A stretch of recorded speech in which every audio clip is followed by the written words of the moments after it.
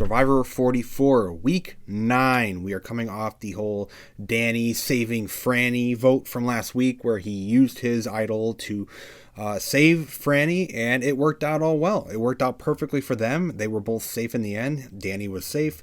He wasn't voted out, and Franny was saved because she would have been the one voted out. And then ultimately Brandon was the next one to go. So he was the second person sent to the jury along with Matt, and we are moving on from then. So after Danny ends up saving Franny last week, we get another big episode with Danny as well as more Carolyn again. So we come off with that whole thing of he saved Franny, so now we get the whole aftermath of the tribal council itself. And then, of course, Danny used his idol last tribal council, so now the big hunt for the next immunity idol is afoot. So everyone is kind of scrambling now, even Danny. They're all looking for the next idol, and I'm really glad that this time around, I don't know if it's just because we just don't see it much anymore, but I just notice it now. It's like they all look for an idol, and once the person finds the idol, it's like it's just a normal idol. They find the idol. There's no big twist or turn or whatever, some new, advantage. It's just an idol. It's just an immunity idol. And I'm happy that it is. So everyone's looking for the idol. And of course, once they start focusing on that, you all know that they're going to show whoever finds it. And they show Danny for quite a little bit there. Like he wants to get his idol back. He's the one who's going to try and look. He's going to try and find firewood and just try to kind of mask himself, trying to look for the idol. But ultimately in Survivor, you can't really hide you looking for an idol all that well. And I've never really understood the whole thing of oh my God, I can't let anyone ever see me look for an idol. I guess it does put a target on your back, but I've just never really understood that, I guess, because it's just everyone's going to look for an idol. It's Survivor. You're always going to be looking for an idol. So he's looking for an idol. Everyone's looking for an idol. And ultimately, Heidi actually is the one that ends up finding the idol hidden within a tree or something. She finds the idol, and it's just a normal idol. So it's really cool to see just normal idols thrown out there. I always like to see this. This has probably felt like the most normal Survivor episode of this season in a while, especially after we merged. This feels like finally just a normal Survivor episode with the merge, and I'm glad we're at this point now. No really big annoying twists this episode. It's pretty straightforward with Survivor, and I'm glad that it is because a lot of the twists that Jeff tries to do, it always kind of bothers me. Then we get a whole big focus on Carolyn. So I've noticed the past week or two that Carolyn's focus, she has had a lot of it this season, but her focus kind of waned in the past few weeks, especially last week. We just didn't really see much of her. She's got another big episode here, at least for the beginning of the episode and a little bit of Tribal Council, where she tells her whole sobriety story. She tells, it's kind of like as I call them, sob stories. This one, they didn't do little flashbacks and whatnot. She just kind of talked to everybody. She talked about how she's doing in life and how she made her way onto Survivor and whatnot, and how she's, her family, talking about her family, whatever. So we got a little bit of story and, downtime, I guess, with Carolyn, and just got to know her a little more. And I think it makes more sense now because we're really into the game now. We've seen a lot of Carolyn, and I think it kind of works now. Instead of starting episode 1, we're just going to jump onto some random person and say, all right, here's your whole backstory of this person. Feel sorry for them or feel sympathetic towards them. No, we're well into the season now. This is episode 9 of 44, and now it kind of makes sense, and we know Carolyn, and I think it worked. And we didn't get that stupid flashback, flashy little lights and images across the screen, all that nonsense. I thought it was good. I thought it was fine. Then we got, I've mentioned earlier, I don't know how many weeks ago it was, I mentioned that Carson is someone who I think could ultimately be someone who goes pretty far. I'm not the biggest fan of him, but he could go pretty far in the game, I think. He's really good at the challenges and stuff like that. I don't know how to feel about Carson because we got this whole thing with him this episode where he's just complaining. He is constantly complaining about how he doesn't feel good. He feels sick. He's feeling all worn down. It's dude, this is the game of Survivor. You know what you signed up for, right? I'm not saying I would do well in Survivor or anything, but as a viewer, this is what Survivor is. It's always been this way, and it's what did you expect when you signed up to go into the game of Survivor? I don't know.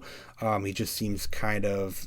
It gets a little old seeing like him like we saw it last week already, and now he's this week again complaining about how miserable he is and like he's hungry and oh my god, it's like dude, chill out. You're at 26 days now instead of 39. You'll be okay. So speaking about Carson.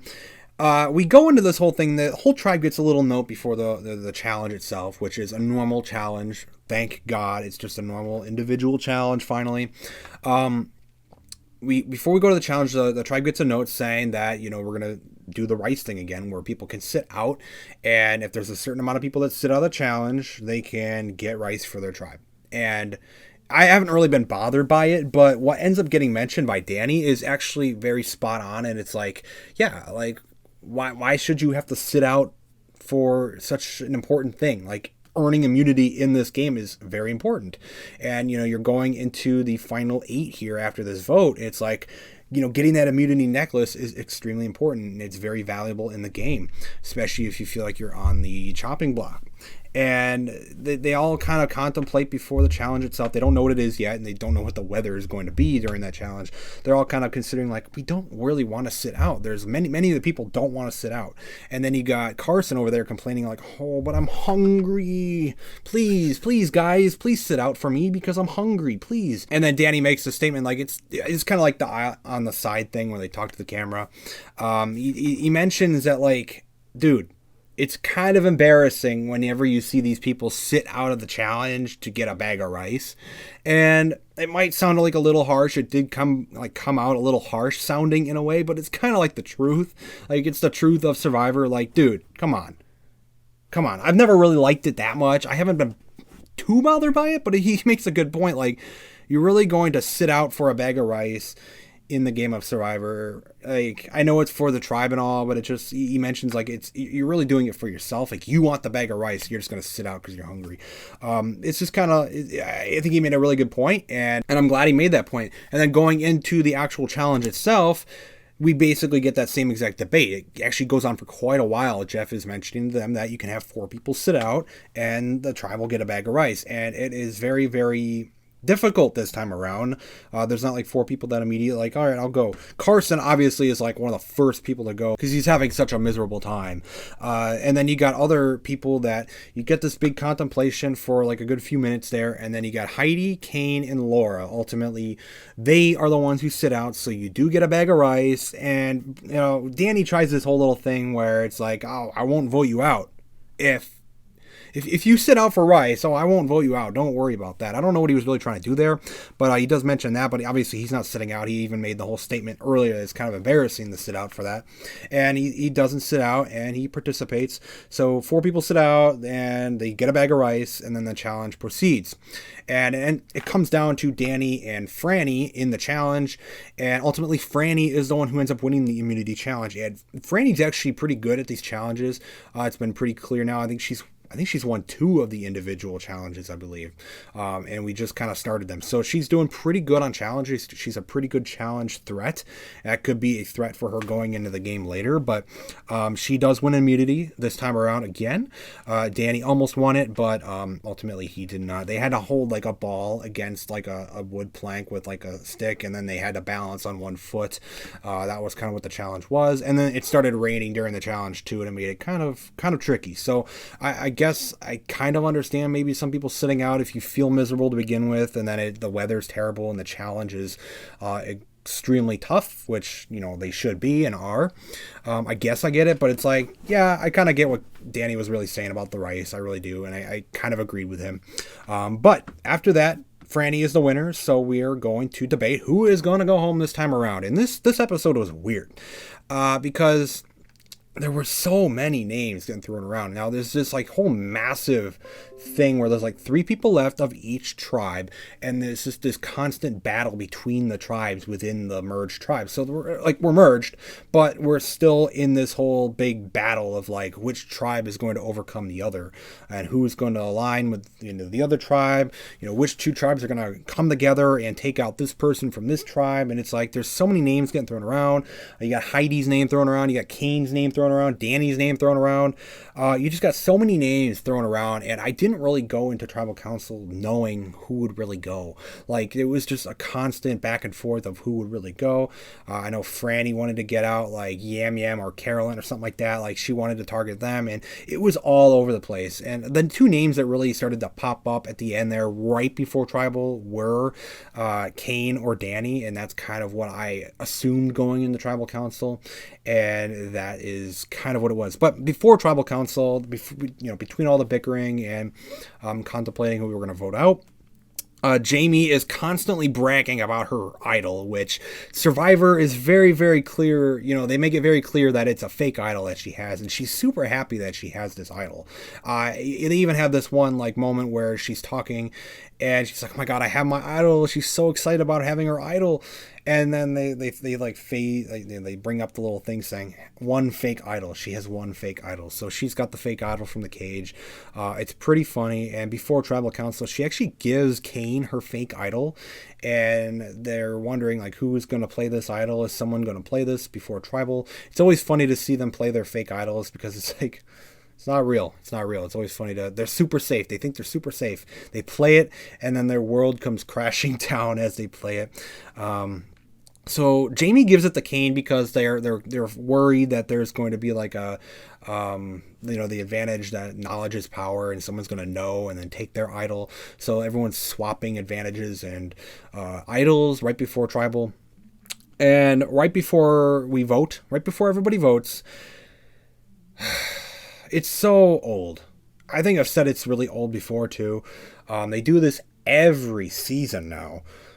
They all have to sit down, and right before Jeff says, "All right, time to vote," everybody needs to stand around and start whispering. Everyone needs to stand up, start whispering to each other like, "Oh, we had our vote down. We knew what we were going to do, but in reality, let's create some drama." So they start standing up, they whisper behind everybody's back at Tribal Council, and they make it this dramatic thing that it doesn't feel dramatic to me anymore. Like maybe when I first saw it happening the first few times, seasons back now, it's like, oh, it's kind of exciting. It's kind of interesting, different.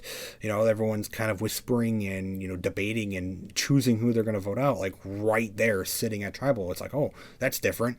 It's not different anymore. It's just kind of, it's getting old. It's getting old. It's not exciting to me anymore. It's actually just kind of frustrating because it's like, just get to the vote. I just want to see who goes home. And eventually they all sit down, they get their drama over with, and they vote. So the vote actually came down to between Kane and Heidi. Danny did get a vote in there as well, but he only got one vote. But it came down to Kane or Heidi.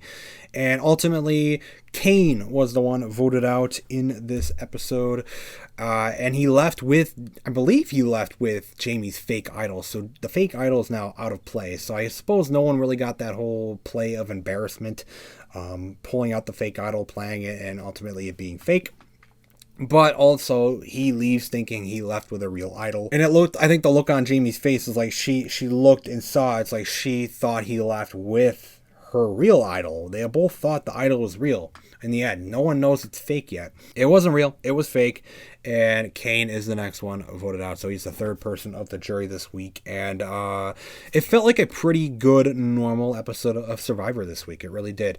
There's not really any Jeff twists or turns in this episode. It's pretty basic. It feels like normal Survivor for a little bit, at least for a change here. Farewell to Kane, and I'm actually finding my favorite player of the season right now. I have a player that I'm actually really liking and kind of rooting for now. And that is Danny. I think I've had a good few episodes here where they've kind of built up his character in a way. They've shown him quite a bit, and I am currently rooting for Danny. I think, I don't know how far he's really going to go. I think Carolyn has a good chance on going pretty far, especially with what she's saying on Twitter. I think she's going to go pretty far. I would hope Danny goes far. I don't know who else, though. I don't know who else. Yam Yam, I think, could go pretty far, too. He's playing a pretty good game. But, yeah, Kane is the third one out, and we'll see what happens next week.